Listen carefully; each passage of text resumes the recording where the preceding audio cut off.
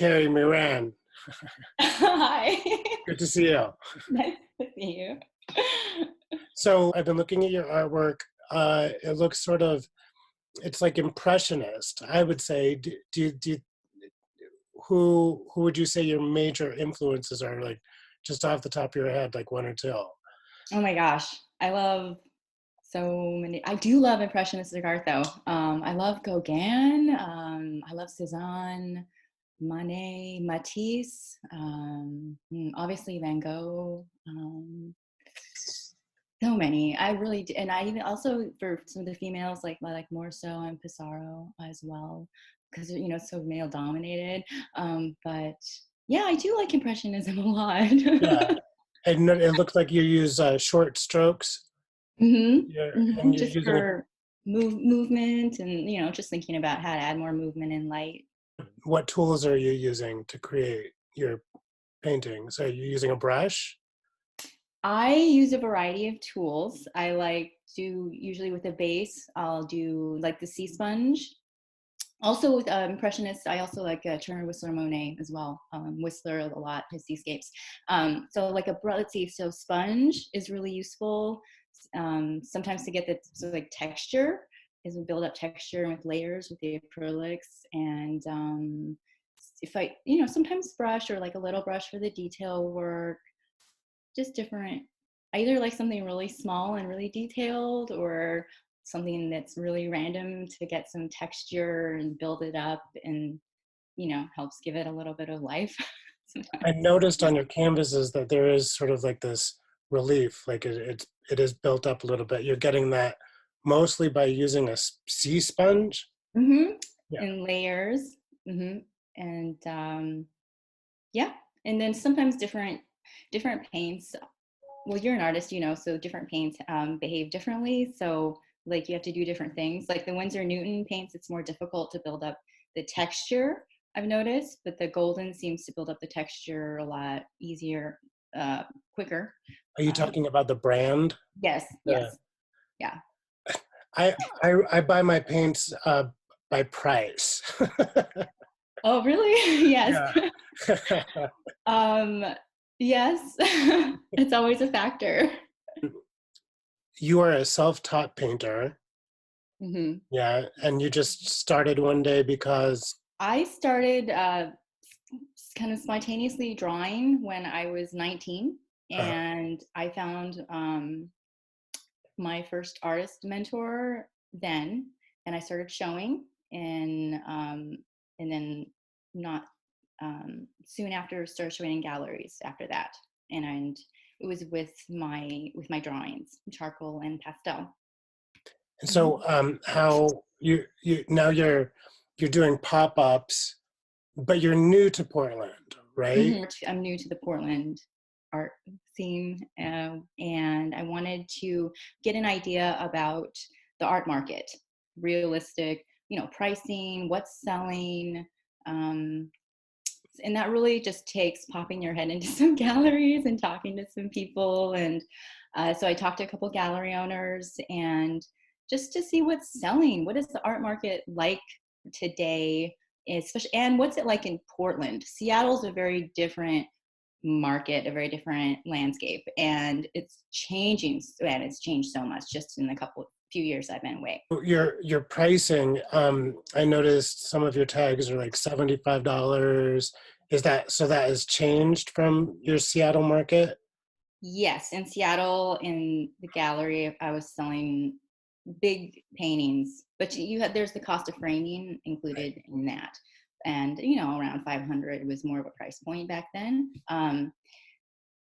But when you're new, I am into an area and just want to see. I want to just. I love the reaction of having people see my work and seeing what it could possibly mean to them or say to them, and so just keeping it really accessible. And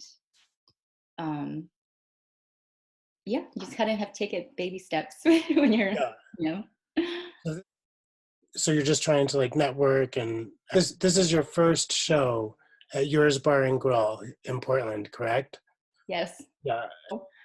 Did Yeah. you did you do a did you do an event or did you just No, hang and just just a hanging. It really was a perfect fit because it accommodates, since it's a big brick wall, there's kind of a nice texture, and you don't have to just, it really accommodates a lot of smaller pieces, um, versus just those big, you know what I mean? One big white wall. So just thought it kind of would be like a fun way to present some, uh, a show with some more variety in sizing.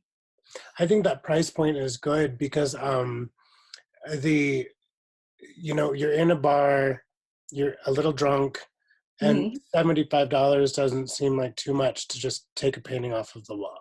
Totally. I Uh, agree. Right. And I like that art when it's accessible, versus, I think so many people fall into that where it's like, oh, it's original art.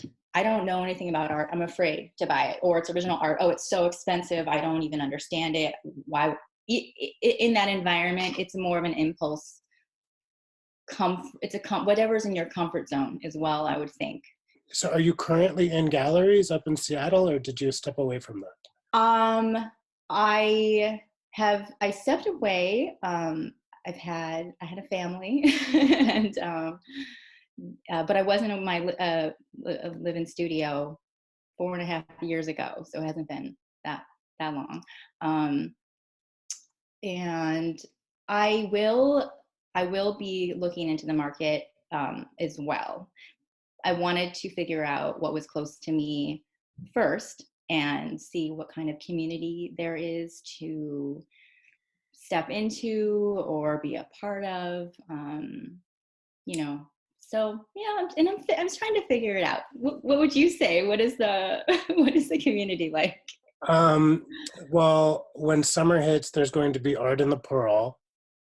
It happens every first Thursday. You show up and you either buy all every week for 3 months, or you just Mm-hmm. show up and hope that there's a space open on the street. It's like on 13th in the downtown Pearl area. Mm-hmm. So you just show up with like all your stuff and then set up, and it's like $45. Or I Mm-hmm. think you end up paying a little bit less if you buy in a block, and some artists will do it all summer long. Carrie Mark Green, he's an artist and he does the first Thursday all summer long, and he has a really nice booth. But he puts a lot of energy into it. And Mm-hmm. then Anna Duval, who Mm-hmm. she basically just pops up all around the city. So she does what you're doing.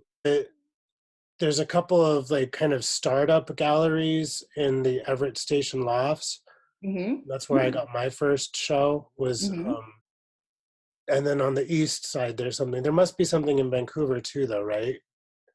There is, yeah, and I'm looking into it I'm looking into it as well. What's that called? Oh, you mean the art scene here? Art Walk or something like during the There's an art walk. There's some couple organizations interested in furthering art and culture here as yeah. well that I'm looking into. So. You might look into I don't know if you have to be an Oregon resident to use it, but there's the Regional Arts and Culture Council, Mm-hmm. and they do a calls for artists Mm-hmm. on their website. Have you seen that? Um, I do frequently research artist calls, so I Yeah, don't know if I've specifically seen that one, but I do, and yeah, I do it too. It's just yeah, you have to because it keeps it going. You know what I mean? Like you kind of need that little bit of that pressure, and also the showing. It helps push you, I think, creatively to grow. So it's a little exhausting. It yeah. feels like applying for a job every time you do it. Mm-hmm. Yeah. Is that how you got an award for the is it called the Innovation. The League of Innovation? Had you applied to that or did they find you? Someone submitted my work for that, Did so they I tell you didn't. they were doing it? Did what? Did they tell you they were doing that or did Yes. Now, my first mentor did, but I was so young, I didn't even know. You know, when you're young, you just have no idea what's going on. And I actually went to this award ceremony to get the thing, and I didn't even know that I was kind of, for me. You didn't know you were getting an award? And then they wanted me to say something, and I was just, and I can be really shy sometimes, so that was funny. And yeah, so and obviously I would be prepared. Next time. What exactly was the award? What did they It say? was for so I won the regional award and then also an award of national merit, and it was between all of the community colleges in across the country in all the art departments, and people just submit work. And my mentor was there, and so she did that. And so, which is, yes, I think mentorship is really important in art, and it's so difficult to find because it's already such a competitive and challenging career. Yeah, So, but it's isolating too. It's actually hard to find artists that are working at it, you know. I agree totally. I liked that video that you sent because it was talking about um, then you're talking about community or a sense of, I think that you're referring to a panel, but just that idea of a community. And I think so too. And it's easy to give up. you got to build up those sort of platforms that are, hopefully low maintenance and self-sustaining. And then you have to start other things as well. It's really, but doing that, the building up those platforms and putting in sort of the mundane, toil and not necessarily seeing results immediately. I think that's challenging for a lot of people, and so a lot of people get stuck in that. Do you know what I mean? Where once that's built, and then you got to carve out a percentage of time that you need to be working and improving your craft as well, and all that. But and then showing, and then selling, and then networking. There's a lot of different things that you have to be managing. You know what I mean? So, Yeah. but yeah. But if you don't have those things yet, like if I'm like, do you have if the artist doesn't have some sort of social platform that's already built up and sort of self-sustaining, those are kind of those steps you have to do first, and so I think sometimes that can be daunting for artists to get past that point.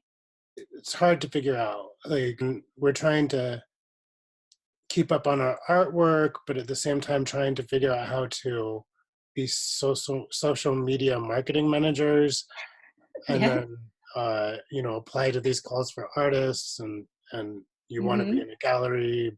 And yeah, and then I have a juried show coming up. You do? So yes, Which what? it's Vancouver Art Space. Hmm. Okay, Yep. excellent. Yeah, these two little pieces up here. You want to see them? Yes. Which ones? These two. And they're just little guys. Oh, that's that cat one. I really like that one. Yeah. The cat one. It's called Looking, Watching the clock. Watching the Clock. Yeah. How long But does it yeah. take you to paint one of those? Mm, it really depends on if it's an original. I never like try and copy something. I always make sure I always strive for everything to be authentic and original, even if the genesis was this other piece that I did. Do you know what I mean? Yeah. So not that long, but a lot of time thinking about it and planning things like that. But if it's something new that I haven't is completely taking shape, then it takes a lot longer. So So, when did you start like selling? So you're about 6 years in now, or well, I sold some pieces at my very first show when I was 19, yeah, and then I actually had my first gallery show then too. I want it to be accessible. I want people to see it. I want to see if people react to it, and how so. like viscerally or cerebrally or intellectually, or just not even liking it or whatever, So, so I started selling way back then.